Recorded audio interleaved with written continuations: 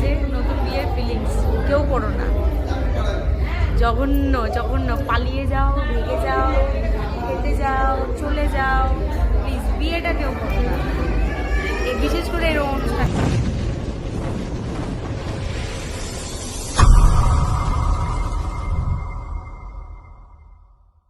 নমস্কার সবাইকে, ঘরেও বাইরের নতুন একটি ব্লগে আপনাদের সবাইকে স্বাগত। আসছিল একজন দাদার রিসেপশন পার্টি, তো আমি অলরেডি কিন্তু ওদের বিয়ের ভিডিও আপনাদের সাথে শেয়ার করেছি। যদিও এই ভিডিওটি কিছুদিন আগের করা, কিছু সমস্যার জন্য ভিডিও এডিট করা হয়ে ওঠেনি। যাকগে, আলটিমেট ভিডিওটি আপনাদের সাথে শেয়ার করতে পারলাম। তো আপনারা পুরো ভিডিওটি দেখতে থাকুন। রিসেপশন পার্টিটা হয়েছিল মুর্শিদাবাদে। আমরা সবাই মিলে দাদার বাড়ি চলে গিয়েছিলাম রিসেপশন পার্টি অ্যাটেন্ড করার জন্য। তো অলরেডি আমরা পৌঁছেও গেছি। রিসেপশন হলটা কিন্তু খুব সুন্দরভাবে ডেকোরেশন করা হয়েছিল, আর তার সাথে ছিল বিভিন্ন ধরনের স্টল, মানে খাওয়ার স্টল। এত সুন্দরভাবে সাজানো হয়েছিল রিসেপশন হলটা, চটপট করে কিন্তু আমরা কটা ছবিও তুলে নিয়েছিলাম। আর হলের বাইরে খুব সুন্দর একটি গার্ডেন ছিল, ওখানে ছোট ছোট বাচ্চাদের খেলার জায়গাও ছিল, দোলনা ছিল। যাকে খুব সুন্দর করে সাজানো হয়েছে আপনাদের সাথে তাই একটু তুলে ধরলাম। তো চটপট করে ছবি তোলার সঙ্গে সঙ্গে আমি কিন্তু কটা রিলসও বানিয়ে নিয়েছিলাম। আর যেসব বন্ধুরা ইউটিউব পেজ থেকে দেখছেন তারা কিন্তু অলরেডি রিলসগুলো দেখেও নিয়েছেন, আর আপনাদের থেকে আমি কিন্তু প্রচুর ভালোবাসাও পেয়েছি। কিছু কিছু ভিডিও আমি ফেসবুক পেজেও ছেড়েছি, ওখান থেকেও খুব ভালোবাসা পেয়েছি। যাকে কটা রিলস আর ফটো তো তুলেই নিলাম। এরপরে চলে যাব পাত্রপাত্রীর কাছে, মানে যাদের আজকে উপলক্ষ করে এই অনুষ্ঠানটা। তো এসব করতে করতে দেখি পাত্রীর বাড়ি থেকেও মানে তত্ত্বসূচি চলে এসছে, তার সঙ্গে আমরা কটা ছবি তুলে নিয়ে চলে এলাম খাবার জায়গাতে। খাবার জায়গাতে ছিল প্রথমেই ভেজ পকোড়া এবং পনির পকোড়া। বেশ ঠান্ডার দিনে কিন্তু এইসব খাবারগুলো খেতে খুব ভালোই লাগে, আর খাবারগুলো বেশ গরমও ছিল। যাক, ওগুলো খাওয়ার পর চলে এলাম ফুচকা স্টলে। আগের বিয়ের দিন তো আমরা চুরমুর খেয়েছিলাম, তো আজকে আর চুরমুর খাবো না, আজকে খাবো ফুচকা। দাদা বেশ ফুচকাটা ভালোই বানিয়েছিল, ঝালঝালও ছিল আর তার সাথে টকটক।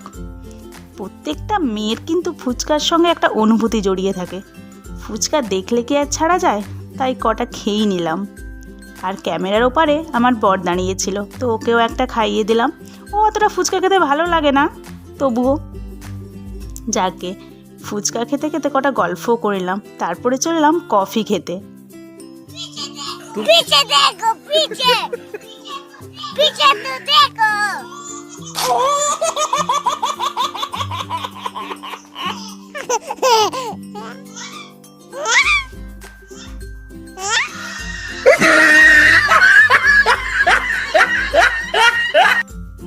যাকে সবার সাথে কটা গল্প করে নিই।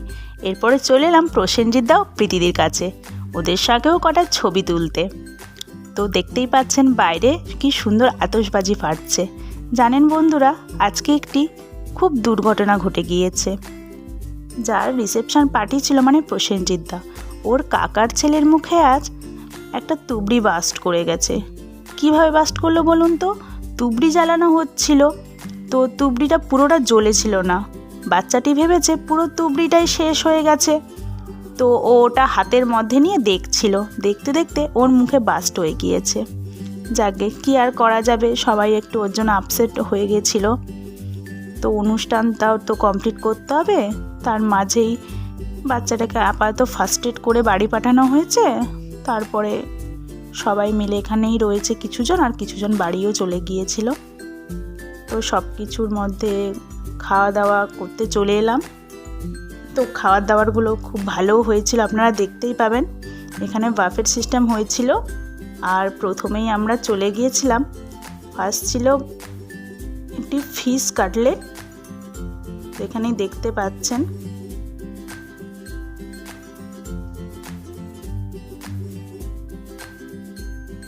তো প্রথমে আমার পাতে পড়ে গেছে স্যালাড, তারপরে ছিল ফিশ কাটলেট, তারপরে একটু কাসুন্দি নিয়ে নিলাম, তার সাথে ছিল নানের সাথে ছিল চানা কিমা চানা। তো বেশ প্রত্যেকটা খাবারই বেশ ভালোই ছিল।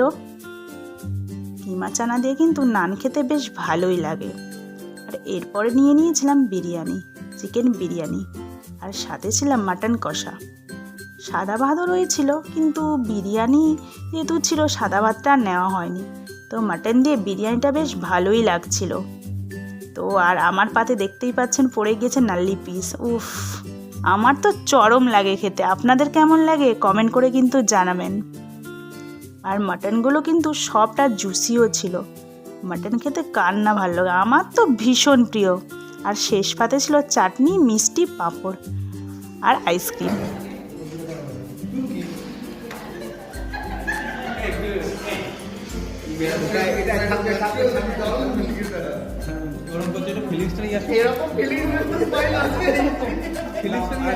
ছাড়বে না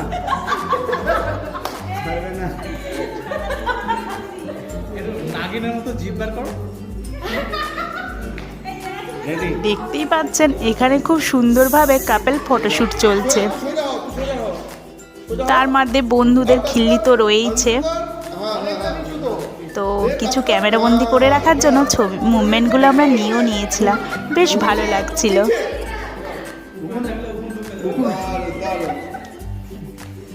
A few moments later.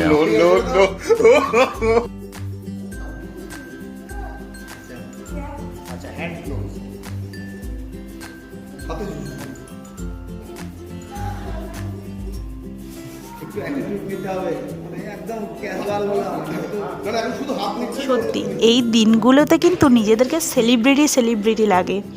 তো সবার ফোকাস সবসময় বড় কোণের দিকে থাকে যেহেতু, আর ছবি তোলার সময় তো আর বলা যায় না কতটা যে কষ্ট করতে হয় ছবি তোলার জন্য। তো সব মিলিয়ে বেশ ভালোও লাগে কিন্তু। তো ক্যামেরাম্যানরা বিভিন্ন পোজ বলে দিচ্ছিল ওদেরকে, আর ওরা ওই মতনই ফটো শ্যুট করছিল। যাকে আপনারাও কিন্তু দেখতে থাকুন।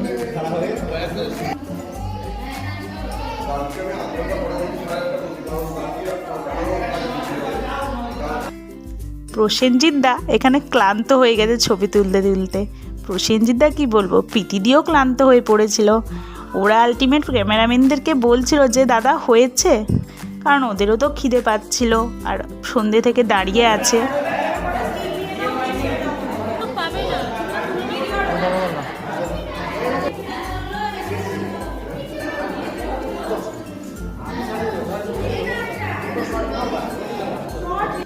তো আলটিমেট ক্যামেরাম্যান বলছে নাও কটা ছবি তোলো, ওরা বলছে না আর দরকার নেই। যাকে ক্যামেরাম্যান কি আর ছাড়ে কাউকেই ছাড়ে না, কিন্তু ওরা ছবি তুলেই ছাড়বে। তো ওরা ছবিগুলো তোলে যেহেতু মুভমেন্টগুলো মানে মেমোরি হয়ে থেকে যায়। এই সুযোগটা তো আর ফিরে পাবে না, বা এই দিনটা তো আর ফিরে আসবে না। ওরা ভালোই চায়। হ্যাঁ, এটা ঠিক আছে। তো খুব ভালো ফটো নিচ্ছিল। বেশ অনেকটা রাতও হয়ে গেছিল, প্রায় তখন ওই 9:30 10টা বেজেও গিয়েছিল।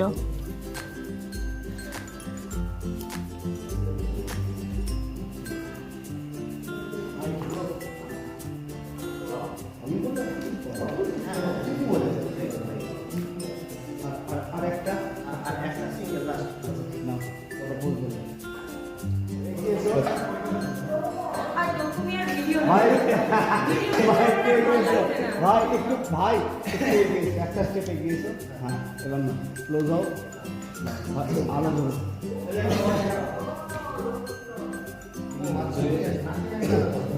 একদম ফুল করলো।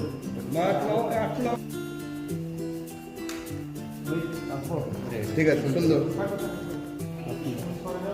সরে যাও, আগে সরে যাও। হ্যাঁ, অ্যাক্সিডেন্ট হবেই। দুজনাকে মুখোমুখি ধম করতে হয়, নাকে ধম করতে হয়। আমি নাই স্টিল মারিলাম, দুজনাকে যা করাবে ধম করতে যাওয়াতে ধম করতে।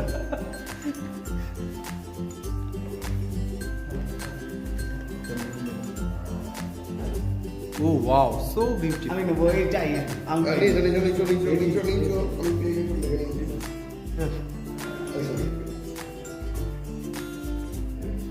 আমি মুখে লাইট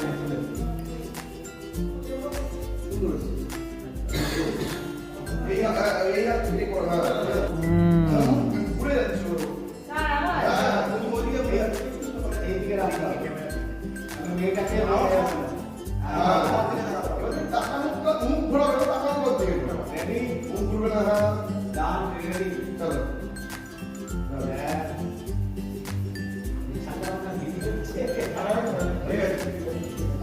এবার বিরিয়ানিটা খেতে দাও।